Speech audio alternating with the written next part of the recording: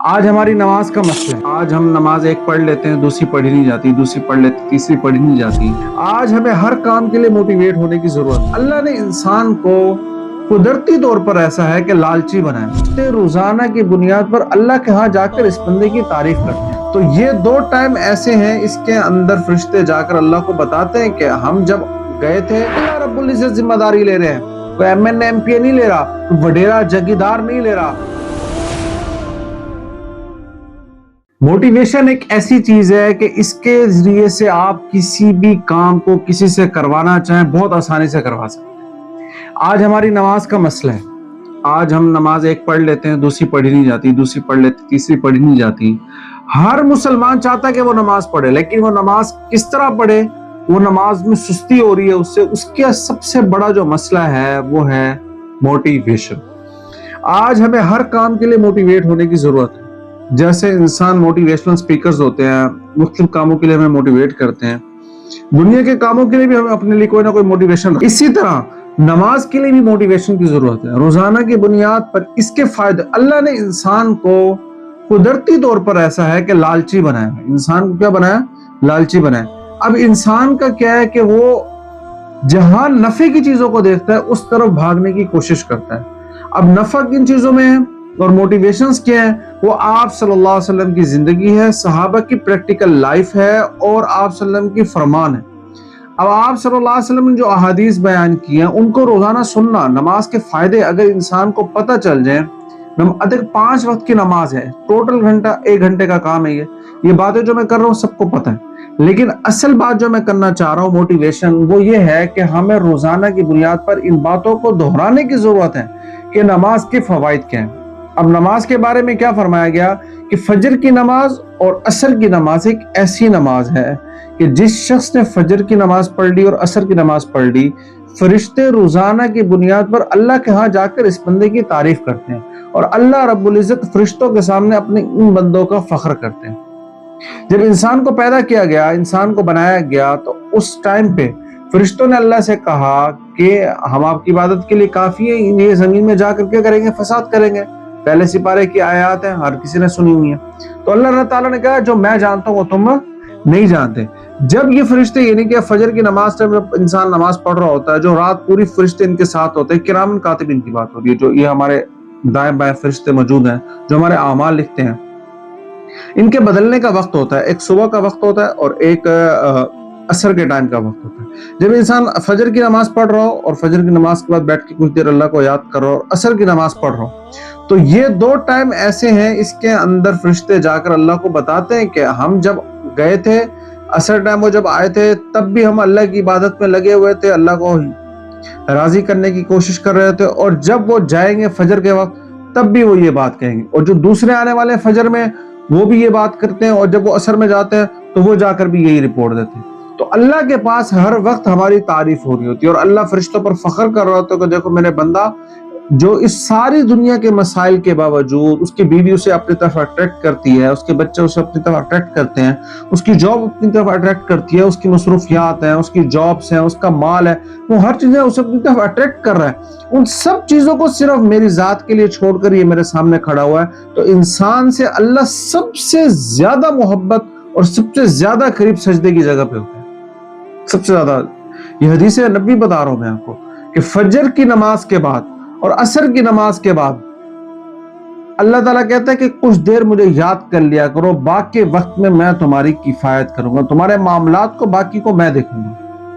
ایک اور حدیث ہے جس کا مفہوم ہے کہ جو لوگ اندھیروں میں مسجدوں میں جاتے ہیں، اب اندھیرے میں نمازیں کون سی ہیں؟ فجر ہے، عشاء ہے، مغرب ہے۔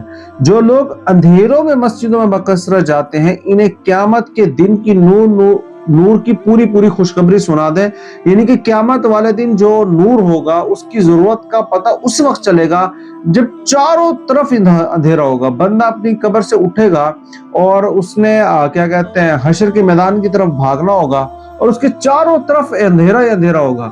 صرف ان لوگوں کے ساتھ اتنی روشنی ہوگی جو لوگ فجر میں اور عشاء میں مسجد میں جاتے ہیں، جو انہیں راستہ دکھائے، اور وہ ورنہ لوگ ہزاروں سالوں تک بھٹکتے رہیں گے اور وہ اس میدان تک نہیں پہنچیں گے جہاں اعمال نامہ ہمارا پیش کیا جائے گا اور حساب کتاب شروع ہوگا۔ تو آج ضرورت اس بات کی ہے کہ ہم نماز کے لیے روزانہ کی بنیاد پر ایسا تذکرہ ہو، ایسی باتیں ہوں جس کی وجہ سے ہمیں موٹیویشن ملتی ہے.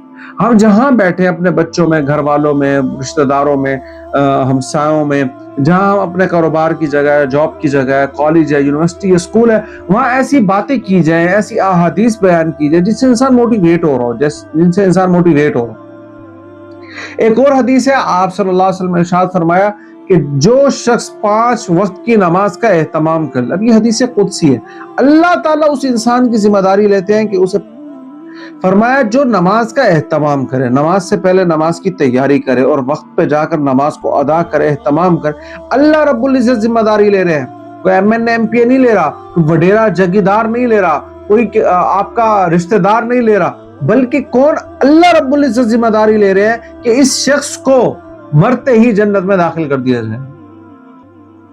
اور فرمایا جو نماز کا اہتمام نہیں کرتا، کبھی پڑھتا ہے کبھی نہیں پڑھتا، اللہ کہتا ہے میری ذمہ داری نہیں ہے. ہو سکتا ہے میں اسے جنت میں ڈالوں، ہو سکتا ہے جنت میں ڈالوں، ہو سکتا ہے اسے معاف کر دوں، ہو سکتا ہے نہ کروں، یہ اللہ پر. لیکن جو اہتمام عمل کرتا ہے، جو نماز کا اہتمام کرتا ہے، اللہ کہتا ہے اس کے ساتھ میرا وعدہ ہے.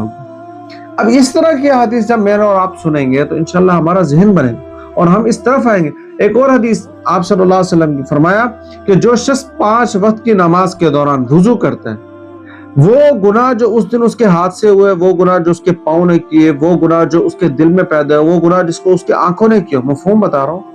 ابو امامہ رضی اللہ تعالیٰ سے یہ حدیث نقل کی جاتی ہے. وہ کہتے ہیں میں نے آپ سے کئی دفعہ حدیث سنی کہ جو شخص اچھی طرح وضو کرے اور پھر فرض نماز ادا کرے، اس دن کے وہ گناہ جو اس کے کانوں سے ہوئے، جو اس کے پاؤں سے ہوئے، جو اس کے دل میں پیدا ہوئے، جو اس کی آنکھوں نے کیے، جو اس کے کانوں نے کیے، یعنی کہ الغرض جتنے گناہ، اللہ رب العزت سارے گناہوں کو معاف فرما دیتے ہیں. دیکھو کتنی بڑی بات ہے، کتنی بڑی بات. ایک انسان مصروف ہے، بہت زیادہ مصروف ہے، نماز اس کے لیے ایک ریسٹ کا ذریعہ ہے.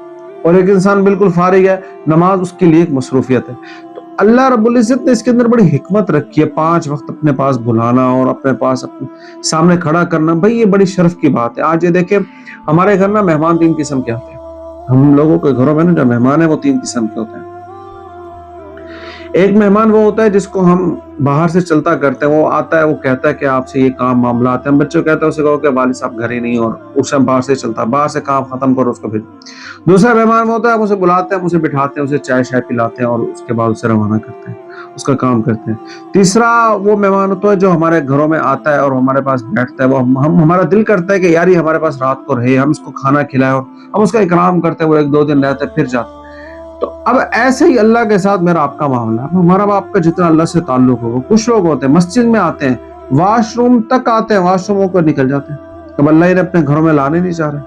اور کچھ لوگ وہ ہوتے ہیں جو نماز پڑھتے ہیں اور نماز پڑھ کے چلے جاتے ہیں. کچھ لوگ وہ ہیں جو کہتے ہیں کہ ہم مسجدوں میں رہنا چاہتے ہیں، کیونکہ اللہ رب العزت کو سب سے پسندیدہ جو جگہ ہیں وہ مسجد، اور جو سب سے ناپسندیدہ جگہ اللہ کے نزدیک وہ بازار ہے. حدیث مبارکہ میں آتا ہے، آپ صلی اللہ علیہ وسلم نے ارشاد فرمایا کہ جو مسجد ہے وہ روزانہ کی بنیاد پر آواز لگاتی ہیں کہ اے اللہ جن لوگوں نے مجھے آباد کیا، اے اللہ تو ان کے گھروں کو آباد کر، جن لوگوں نے ہمیں ویران کیا، اللہ تو ان کے گھروں کو ویران کر. اب یہ مسجد دعا دے رہی ہے مجھے آپ کو. 5 وقت مسجد میں جا کر نماز کا ادا کرنا، فرمایا یہ 27 گنا بڑھ جائے. فرمایا جس شخص نے گھر سے وضو کیا اور مسجد کی طرف گیا، وہ ایسے جیسے احرام باندھ کر حج کو جا رہا ہے، احرام باندھ کر حج کی طرف جا رہا ہے. دیکھیں کتنی سعادت کی بات ہے. فرمایا ایک ایک قدم پر نیکی، ایک ایک قدم پر. صحابہ اس وجہ سے چھوٹے چھوٹے قدم رکھ کر مسجد کی طرف جایا کرتے تھے، چھوٹے چھوٹے قدم رکھ کے مسجد کی طرف جایا کرتے. فرمایا جس کا گھر مسجد سے جتنا دور ہوگا اسے قدم اتنے زیادہ ہوگے، اسے اجر اتنا زیادہ ملے گا. تو بھائی اصل بات کرنے کا مقصد یہ ہے کہ موٹیویشن جو ہوتی ہے نا، جو آپ بات ایک کسی بھی کام کی بار بار تذکرہ ہو، سنیں گے، سوچیں گے، جس کے بارے میں زیادہ فوائد آپ کو پتہ ہوں. آج دنیا کا تذکرہ زیادہ ہے نا، مال سے ہونے کے نفع سامنے ہیں کہ مال سے یہ فائدہ ہوتا ہے، یہ فائدہ، تو اس کو کمانا بھی آسان ہے، اس کے لیے تکلیفیں برداشت کرنا بھی آسان ہے. اس کے لیے بخار ہے، بیماری ہے، صحت ہے، موسم صحیح ہے، موسم صحیح نہیں ہے، گرمی ہے، سردی ہے، آپ کے پاس سواری ہے نہیں ہے، آپ اس کام کو لگے ہوئے، آپ مال کمانے کے، کیونکہ اس کے فائدے سامنے ہیں. سارا دن ان کے مشاہدے کر رہے ہیں ہم، سارا دن ہم اس کو بول رہے ہیں، سن رہے ہیں. پیدا ہوتے ساتھ ہی ہمارے والدین ہمارے کانوں میں ڈالتے ہیں، ہمارا ماحول ہمیں دکھاتا ہے کہ اس مال سے کام بنیں گے. جب اتنا اس کا تذکرہ ہوتا ہے تو پھر ہمارا اس طرح موٹیویشن بنتی ہے, ہم اس کام کو کر لیتے ہیں. اس طرح نماز کے بارے میں چونکہ تذکرے نہیں ہیں, چونکہ اس کے فوائد کا استحضار نہیں ہے, فضائل ہمارے سامنے نہیں ہے, اس لیے ہم اس طرف آتے نہیں ہیں. تو آج ضرورت اس بات کی ہے کہ ہمیں ان باتوں کو دہرانا, ان باتوں کو بار بار سننا, کہنا اس لیے بھی ضروری ہے تاکہ ہم خود دین پر قائم رہیں. اگر ہم یہ باتیں نہیں کریں گے, ہم ان تذکروں میں نہیں رہیں گے, ان ماحول میں نہیں رہیں گے, تو ہمارا اپنا اس دین پر باقی رہنا بہت مشکل ہے. آپ یہ دیکھیں 1.25 لاکھ صحابہ کرام اللہ نے اس دنیا کرام میں بھیجے, کم و بیش ختم یعنی کہ جب خطبہ حجت الوداع کا موقع تھا اس ٹائم کم و بیش 1.25 لاکھ صحابہ کرام موجود تھے. اب انہوں نے پوری دنیا میں گئے اور پوری دنیا میں صحابہ قبریں ملتی, انہوں نے دین پھیلا دی. اب ہمارا کام تھا کہ کم سے کم اس دین کو باقی رکھتے ہیں.